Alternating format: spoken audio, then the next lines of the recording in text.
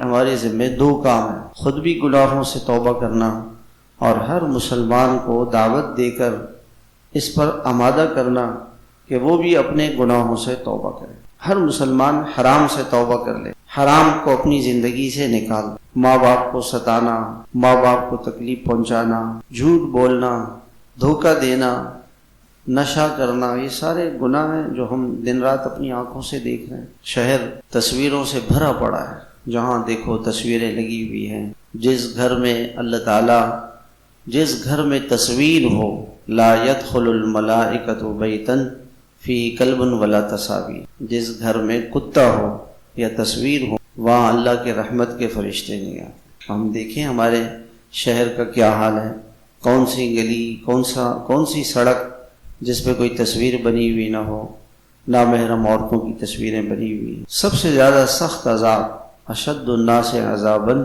یوم القیامت المصور، تصویر بنانے والے کو سخت ترین عذاب ہوگا، اور اللہ تعالیٰ اس سے فرمائیں گے کہ اس میں روح ڈالو، اس میں جان ڈالو، جو تم نے تصویر بنائی تھی اس میں جان ڈالو، اور وہ ڈال نہیں سکے گا۔ سخت ترین سزا اللہ تعالیٰ اس کو دے گی۔